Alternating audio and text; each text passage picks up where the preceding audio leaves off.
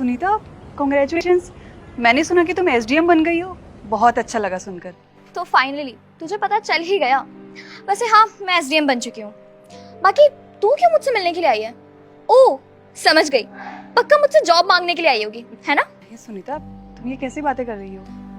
एक सेकेंड, कोई बात नहीं, तुम्हें एम्बैरेसिंग फील करने की कोई जरूरत नहीं है यार।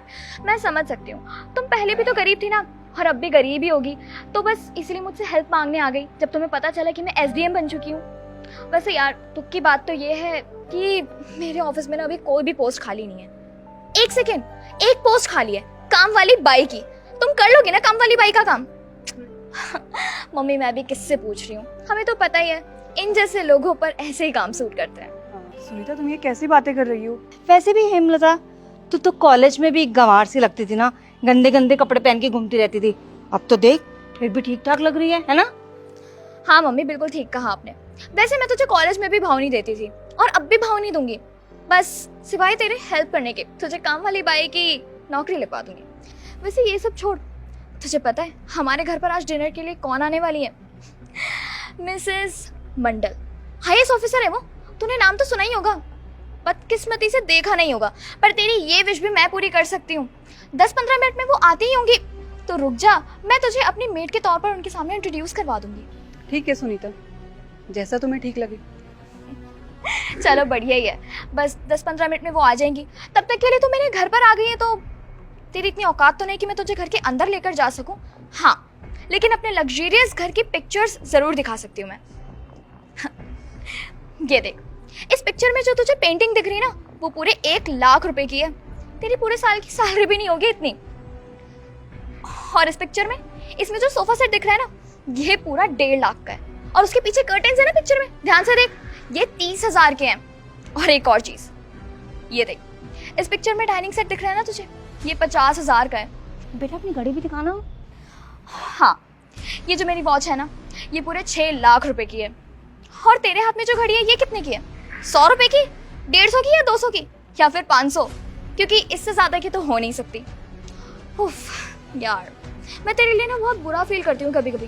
मैं सोचती हूँ कि काश तुम मेरी तरह लकी और रिच होती, तो आज तू भी मेरी तरह लग्जरियस लाइफ जी रही होती। नहीं सुनीता, मेरे पास जो कुछ भी है ना, उतने में बहुत खुश हूँ मैं। बस मुझे दुख इस बात का है कि तुम जैसी पहले थी ना, अभी भी वैसे की वैसी ही हो। बस दूसरों को हमेशा नीचा दिखाती हो, पैसों का घमंड करती हो। तेरी हिम्मत कैसी है मेरी बेटी को जवाब देने की? चल निकल यहाँ से, बहुत बड़बड़ कर ली तूने, चल। अगर मैं अभी यहाँ से चले गई ना, हो सकता है आप लोगों को पछताना पड़े। क्या कहा तूने? हमें पछताना पड़ेगा? नो, पछताना तो तुझे पड़ेगा। निकल यहाँ से। मैम चले? ये मैम क्यों बोल रही है इसको? आपको पता नहीं है क्या कि ये कौन है? ये आईएएस ऑफिसर मिसेस मंडल हैं। क्या? मिसेस मंडल आईएएस ऑफिसर? यार Hemlata, I mean ma'am, I am really sorry. मुझे नहीं पता था कि आप ही मिसेस मंडल हैं। आपकी शादी हो गई और आप मिसेस मंडल बन गई। पहले आप हेमलता कुमारी थी ना, तो बस मिसअंडरस्टैंडिंग हो गई। अब हम आपका ही वेट कर रहे थे बहुत देर से। अब सब कुछ रेडी है, अंदर चलिए ना, खाना सर्व करवा देते हैं। क्यों? अभी तक तो तुम लोग मेरे साथ बहुत बदतमीजी कर रहे थे, मुझे गरीब बोल रहे थे, अनपढ़ गवार बोल रहे थे। अब अचानक क्या हो गया? अरे नहीं बेटा, तुम दोनों तो कॉलेज के फ्रेंड्स हो ना, इसीलिए ये बस मजाक कर रही थी। तू ज्यादा इसकी बातों को ना बुरा मत मान। हाँ हाँ, तुम्हें तो पता ही है कि मुझे मजाक करने की कितनी बुरी आदत है। हाँ, बहुत अच्छे से पता है मुझे कि तुम्हारे ये हंसी मजाक का मतलब क्या होता है। तुम्हें शर्म नहीं आती ऐसी हरकतें करते हुए? और क्या कह रही थी तुम? ये 6 लाख की घड़ी? आंटी जी, आपको पता है आपकी बेटी कहाँ से लेकर आई है 6 लाख की घड़ी? रिश्वत के पैसों से। और जितनी चीजें भी आप लोग ये दिखा रहे हैं, गाड़ी, घर, सब कुछ कहाँ से आया पता है? करप्शन की वजह से। और एसडीएम बने हुए तुम्हें कुछ टाइम भी नहीं हुआ और इतनी हवा में उड़ गई, क्यों? सॉरी मैम, वो सिस्टम ही ऐसा है, आपको तो पता ही है, हर कोई रिश्वत लेता है यहाँ पर, तो हमें भी रिश्वत लेनी पड़ती है। पर मैं वादा करती हूँ आपसे कि अब से मैं ये सब कुछ छोड़ दूंगी और कभी भी ऐसा काम नहीं करूँगी। क्या कहा तुमने? कि सिस्टम ही ऐसा है तब तुम्हें ये सब चीजें करनी पड़ती है? बिल्कुल नहीं। अगर तुम ईमानदार होगी ना, तो तुम्हें देखकर बाकी लोग भी ईमानदार बनेंगे। लेकिन नहीं, तुमने तो करप्शन चुना, और इसकी सजा तुम्हें बिल्कुल मिलेगी, और वो सजा होगी जेल। जेल? ये तो बहुत छोटी सजा है। और जितने भी तुम मुझे प्रॉपर्टी दिखा रही थी, गाड़ी, घर, तुम्हें पता है सब जब्त होने वाला है। और मैं यहाँ कोई डिनर करने नहीं आई थी, मैं तो बस तुम लोगों को वार्निंग देने आई थी कि जितने तुम लोग करप्ट हो चुके हो ना, उतना करप्ट कोई भी नहीं हुआ है। खैर, अब तुम्हें कोई भी नहीं बचा सकता। और क्या कह रही थी तुम? दोस्त? तुम दोस्त नहीं, दोस्त के नाम पर कलंक हो। तुम्हें तो बस शो अप करना आता है, दूसरों को नीचा दिखाना आता है, अमीर बनना होता है। तुम्हें पता है अमीर कौन होता है? अमीर वो इंसान होता है जो ईमानदार हो, सच्चाई की राह पर चलता हो। अमीर वो नहीं होता जिसके पास बहुत पैसा हो, घमंड दिखाता हो।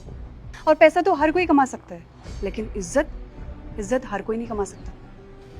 और आंटी जी, आपकी बेटी जितने करप्ट हो चुकी है ना, अगर आपके पास इसकी लिस्ट आ जाए तो आप खुद सोचेंगी कि आपकी बेटी ऐसी है। और मुझे तो लगता है इसमें आपका भी हाथ है, तो आप भी इसके साथ जेल जाएंगे, क्योंकि सजा तो आप लोगों को मिलनी जरूरी है। बेटा प्लीज सॉरी, मेरी बेटी और मुझको माफ कर दो। हम आज के बाद सच में ऐसा नहीं करेंगे। मेरी बेटी बोल रही है ना, प्लीज लास्ट चांस दे दो हम दोनों को। सॉरी मैम, मैम प्लीज़ मुझे माफ़ कर दीजिए, मुझे गलती हो गई, मुझे ऐसा नहीं करना चाहिए था। लेकिन इतनी सी चीज़ के लिए प्लीज़ जेल मत करवाइए हमें। सॉरी बोलने की कोई ज़रूरत नहीं है, क्योंकि तुम लोगों को सज़ा बिल्कुल मिलेगी। और तुम लोग जेल से तो बिल्कुल भी नहीं छूटोगे, क्योंकि तुम लोगों ने कोई 1-2 रुपए गायब नहीं किए, तुम लोगों ने लाखों करोड़ों रुपए गायब किए। और वो लाखों करोड़ों रुपए आम जनता के पैसे थे, टैक्स के पैसे थे। और वो टैक्स के पैसे आम जनता से आते हैं जो तुम लोगों ने लूटे हैं। और ये एक बहुत बड़ा अपराध है, और इसके लिए तो तुम्हें सजा मिलना बहुत जरूरी है। और तुम लोगों को तो सजा मिलेगी ही, बाकी जितने भी करप्ट लोग हैं ना, सबको सजा मिलेगी, क्योंकि हमें हमेशा ईमानदार रहना चाहिए। अगर हम लोग ही ईमानदार नहीं रहेंगे तो हमारा ये देश कैसे बदलेगा? तो रेडी हो जाइए, 10 मिनट में पुलिस आती होगी, आप लोगों को जेल ले जाना। अब वहीं रहना खुश। Ma'am, ma'am please, ma'am. कैसे हैं आप लोग? अभी जो आपने वीडियो देखी, इसमें बहुत ही इंपॉर्टेंट मैसेज है। बहुत से ऐसे लोग होते हैं जो लोग साथ मिसबिहेव करते हैं, उनका मजाक उड़ाते हैं। तो प्लीज़ कभी भी किसी के साथ भी ऐसा व्यवहार ना करें। हमेशा सबका मतलब सबकी रिस्पेक्ट करें, सबको एक अच्छे आदर से देखें, आदर दे, क्योंकि आप जितना दूसरों की रिस्पेक्ट करते हैं उतनी रिस्पेक्ट आपकी बढ़ती है। तो इस चीज़ का ध्यान रखिए, सबको एक जैसा ट्रीट करें, सबका ध्यान रखें, अपने माता पिता का ध्यान रखिए। साथ ही इस वीडियो को सभी फ्रेंड के साथ, फैमिली के साथ शेयर कीजिए। और आप कमेंट करके बताइए कि आप ये वीडियो कहाँ से देख रहे हैं। साथ ही अगर आप लोग चाहते हैं कि आपकी स्टोरी हमारे वीडियोस में आए, तो आप लोग अपनी स्टोरी मुझे इंस्टाग्राम पे भेज सकते हैं ऐसे मॉरल के साथ। और अपना ध्यान रखिए, हमारे यूट्यूब चैनल को सब्सक्राइब कीजिए, फेसबुक को फॉलो कीजिए। हमेशा से मुस्कुराते रहिए, खुश रहिए। Thank you.